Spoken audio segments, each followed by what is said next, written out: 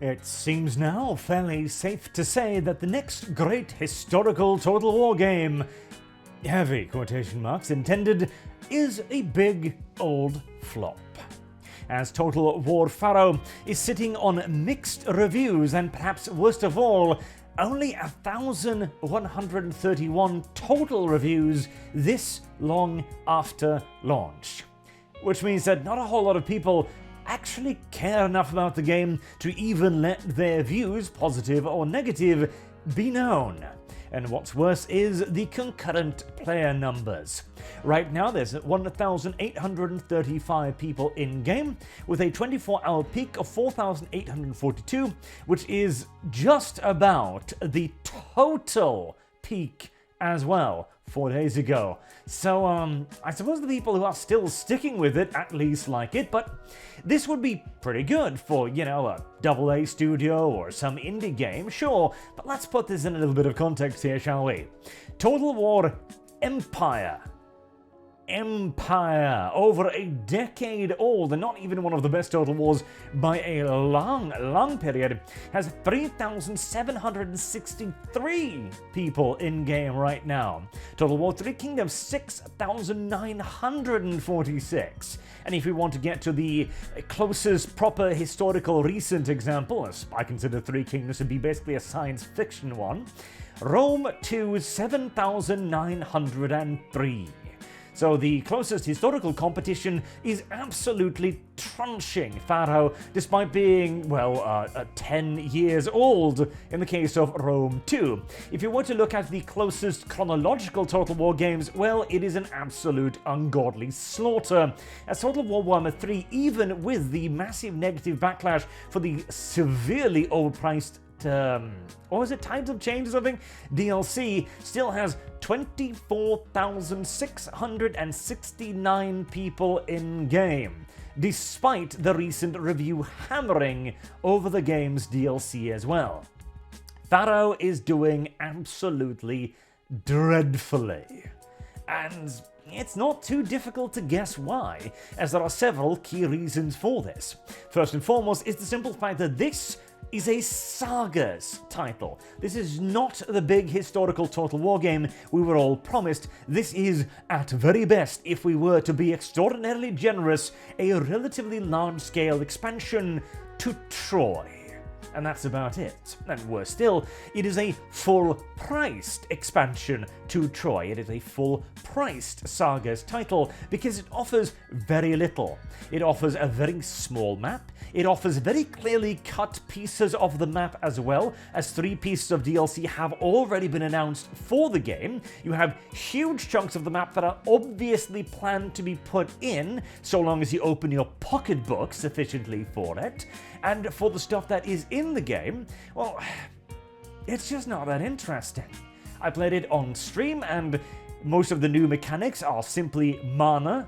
The new weather effect is cute, I suppose, but slapping on a bit of a stamina penalty because it's rainy outside is not really the most interesting thing, frankly. Especially as the AI itself is the usual brain-dead variant of itself. But I was able to completely reliably replicate the same set of circumstances every single offensive settlement battle, which was every battle. I don't think did I even have a field battle? I think maybe one field battle. The rest were settlement battles, where the enemy would always funnel out through one exit into my army, into a giant clusterfuck at the opening every single solitary time. This is not a full-priced title. To make it worse as well, it's not one that anybody really asked for. Total War Pharaoh. Okay, now people would love a title with the pharaohs in them. People would love Bronze Age Total War, which is what people hoped that Troy would be, which was people hoped that this would be. But in both instances, instead of actually delivering Bronze Age Total War, we got like a third of it each time. A third in Troy, and now a third in Pharaoh. Presumably in Pharaoh's DLC, we'll eventually get the last third, which will be the Assyrians, for example. But this nickel and diming shit is alienating more and more on CA's customers, as you are getting less for more. You are now being sold a Saga's title, which exists as little more than a de facto beta test for mechanics that they'll put in the next game, and you're asked to pay $60 for it. This has been the entirety of the Saga's title series. It is one or two mechanics to test it out for the next one. This was the same with Total War 3 Kingdoms, and will probably be the next with the next Total War game as well, where they'll add in weather. It is a scam, to be entirely goddamn honest with you. Not even a very good one. I remember, when they started with the whole Saga thing, they pitched us Fall of the Samurai. That was what we were going to get. Saga would be aimed at Fall of the Samurai level content. Did we get that? No. Fall of the Samurai was an enormous transformation of the base game. It went from feudal Japan to goddamn relatively modern scale warfare with Armstrong guns and naval bombardments. Pharaoh, it's just more Bronze Age Total War. Not even that. It's just boring units. Now, if they had done something remarkable with it, and we're not talking a mechanic like weather, which is just a random effect placed upon a unit and a little bit of graphics here and there, or a mana expenditure mechanic like the race for the throne is, not to mention the idiocy of some random Stone Age barbarian, Bronze Age, showing up out of nowhere, seizing one Egyptian gentleman, then going, I am the Pharaoh now. It is such a slapdash mechanic. And the whole pillars of the civilized world as well. Oh yes, because, Egypt really cared about what was going on in Turkey at the time, and that would totally make things worse in Egypt. But if they had instead gone like, okay, we know we've never done chariots well, because they haven't. So the entire focus of Total War Pharaoh will actually be to make chariots good, redefining the entire combat system, reprogramming it, remaking it so that chariots now are what they should be. They're line breaks, maybe so they can sweep through a unit and then sweep back again, for example, something like that. That could be an interesting addition, like Fall of the Samurai changed the combat system as well. Something major like that could be interesting, but of course they didn't. The battles are, in fact, I would say, the worst in the Total War series, tipping over even 3 Kingdoms, which had the worst battles up until that point. These are slightly worse. At least in 3 Kingdoms, it was kind of funny when you simply just shot the AI and it just stood there forever and ever. Oh, actually not. Sometimes it cycled out the units so you could shoot a new one. At least that was funny. Fighting the exact same clusterfuck battle over and over again is not. If they were to try and do this properly, if this was supposed to be the next Total War game, the next historical Total War game, and they didn't want to do Greece, which is fair enough, like every game does Greece, right? Okay. They should have gone India. They should have gone Middle Eastern Total War. They should have gone all the way to the India, all the way to Egypt, and then you could have added in invasions like the Sea People, for example. You could even get something from India, for example.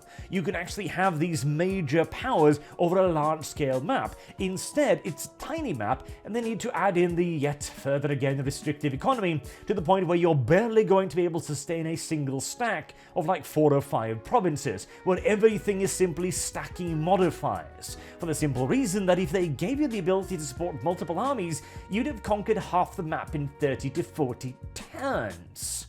It is simply not a proper Total War game. I mean, it would barely qualify as an expansion back in the good old days, honestly. Like, genuinely, it would. This would be like 1/4 of Total War Kingdoms. Like, unironically, it would be 1/4 of the Kingdoms expansion. That's what Pharaoh is. 1/4 of an old CA expansion title. That's it. And if this had come out as a $30 expansion to Troy, okay, fair enough. If it had been like a $30 standalone, okay, fair enough. You're still being very restrictive, but at least you're asking an appropriate price. But Creative Assembly is in a very bad spot right now due to the simple fact that they've absolutely ruined their studios with Hyenas, which has cost them God alone knows how many millions of pounds. They now need to restructure and start firing people for the simple reason that they're not making the product that people want to purchase. Total War Pharaoh was a waste of time, it was a waste of development effort, and it was a massive waste of the players' money as well. But on the bright side, it'll teach a lot of people a valuable lesson about simply consuming whatever CA hands them, I do suppose.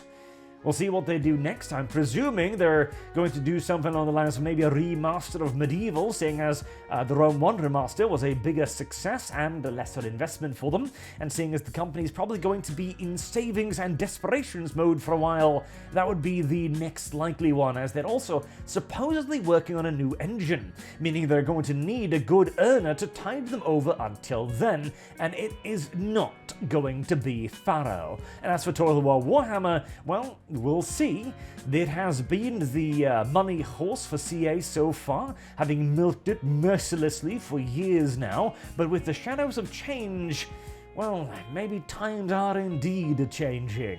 I suppose we shall see if CA's audience will do, as they have done a little bit too many times in my opinion, simply forgive and forget, or whether or not this is one wound too many. Until next time, I've been Arch. Thank you all very much for watching, and I do hope to see you all again soon. Till then, have a good day.